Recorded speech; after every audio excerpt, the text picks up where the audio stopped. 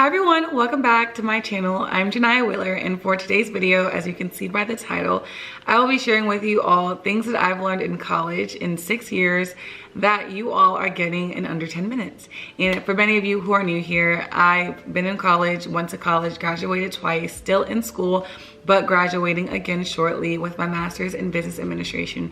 Let me correct that. I completed my degree in master's of business administration, but my concentration is in business management. So I've been in college for roughly 6 years. And this is the information that I've obtained in those years to get me to this point, and things that I can share with you that were very eye-opening in my experience and on my journey in college. So I'm just gonna dive right into it. I'm not gonna make this video too long, just gonna be very direct and get to my point. So the first thing is business is literally 10% operations, 90% marketing. And most people, especially on social media, people get caught up in the hype of what the business looks like, and they're more inclined to jump onto that business boat as well, but they have not done enough research for themselves in that certain industry to know how it's supposed to work. I'm gonna use real estate for an example. I know before getting into real estate, I was doing a lot of research for myself, and a lot of things that I was coming across on Instagram or TikTok was people were doing this trend on how much they made every month for real estate. And you know, to the eyes, it looked very interesting to see like, oh, I made 20,000, then I made 30,000, then I made 40,000. And in real estate, that's very attainable. Now that I'm a realtor, I understand that. But if you don't do the research for yourself and actually know what you're doing, you can get really caught up in the hype of the numbers and not actually doing the work, the marketing, and the research to get you to that goal. So people might think, oh, all I have to do is get a license, say I'm a realtor, and people will just knocking my door down trying to sell or trying to get a deal from me and trying to do business with me.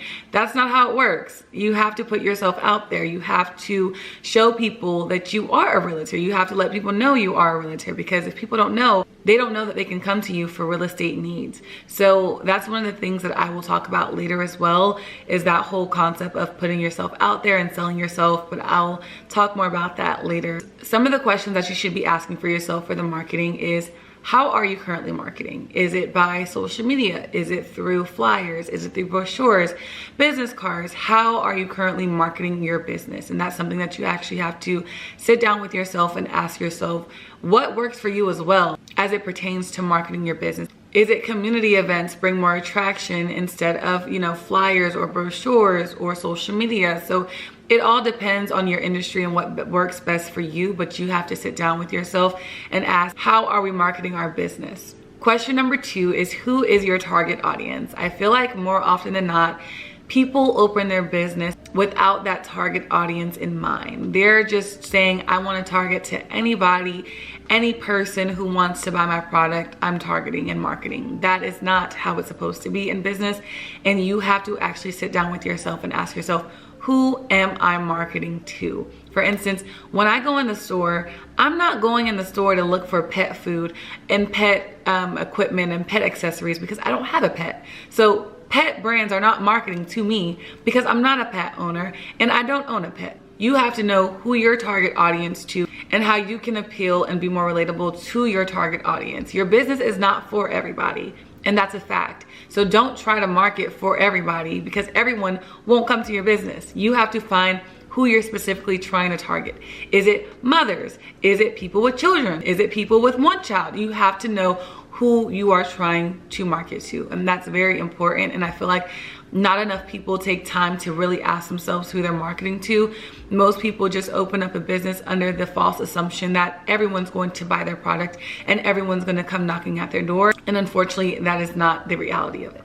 And the last question is, as we should know, differentiation. What makes your business different from the other one? You have to know what makes you stand out. I used to actually not like this question because I felt like asking this question made you realize how different you're not. But when you actually put a twist on that question and say, if I'm like this person, how can I be more different? How can I stand out? So in a sense, it made you more creative in finding more ways to be different from your other competitors or your other people in the same industry. So I used to not like that question before the fear of not truly being different. And the sad reality is that everyone wants to be different, but more often than not, we're more alike to our competitors, then different. But if you ask that question and put a positive twist on it, it can open doors to be more creative and innovative on how you can actually stand out from all of your other competitors. So that's that last question to help you with the marketing piece. The other point is that systems are your best friend. If you're not creating a system, you're not thinking about scaling and you're not thinking about growing your business. So for you, you need to figure out how you can create a system. How can I automate certain things? How can I create a system so if someone does come in and I teach someone how to run my business so I don't have to run it daily, how can they take my systems and operations and do it seamlessly? And when you're doing a business, I always think that way. Think as if you're going to be selling your business and people have to come in and run your business just the same exact way that you did. And creating systems allow you to make transitioning easier, allow you to make putting someone else in place a lot easier because you have a system that you follow no matter where you're located and no matter who takes over your daily operations. So I feel like creating systems, if you're not creating a system in your business, you're not thinking about growing and you're not thinking about scaling. We shouldn't be doing certain menial tasks. We should be creating systems to make those tasks easier, your job easier, and getting it done more efficiently and more effectively. And the number one question under that is, do you have a business plan? If I were to give you somebody else my business, do they know what that business plan is? Do they know what our vision is? Do they know what our mission is? Do they know how much it will take to operate this business? Do they know our target audience? Do they know our competitors? Having that business plan helps you to become more prepared, especially if you want to do loans or any different type of funding. That business plan is going to be super essential to banks and certain lenders because they want to see what your business is about. And the best way to do that is with a business plan. So that's one of the number one questions you should be asking yourself is, do I have a business plan? I'm also going to list something down below. It's like a business plan template to help you get started with your business plan. So look out for that in the description box. That'll all be down below, and a lot of more resourceful information to help you grow and start your business. Another question you should be asking is, do you have an onboarding system? When people come into your business, what is your process? You know, how do you greet people? How do you follow up with people? How do you talk to people? How do you let people know about your business? Is it by a brochure? Is it by a tour? Is it by a survey? What does your onboarding system look like?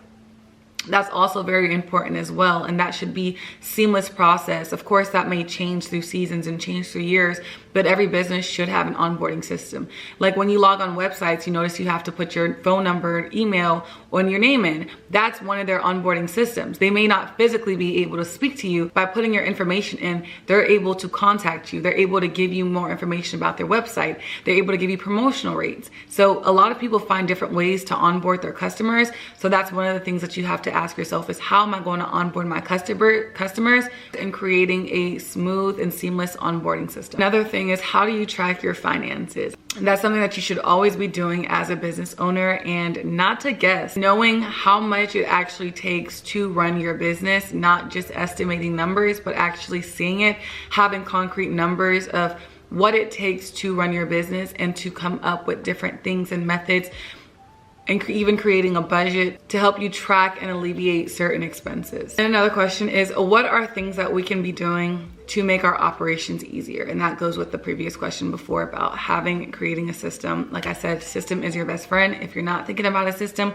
you're not thinking about scaling and you're not thinking about growth. And the next thing is that profit is one of the most important factors. Your revenue is cool, your expenses are cool, but what did you make after? What did you take home? Your net profit is the most important bottom line number to see if your business is actually making the money. And doing your monthly finances and your weekly finances, or sometimes people do daily finances, you're actually able to see, is your business profitable? Is your business actually making the money? And doing it weekly or monthly, it helps you to see where you need to take away some things or where you need to adjust some things to make sure that you actually have a profitable business.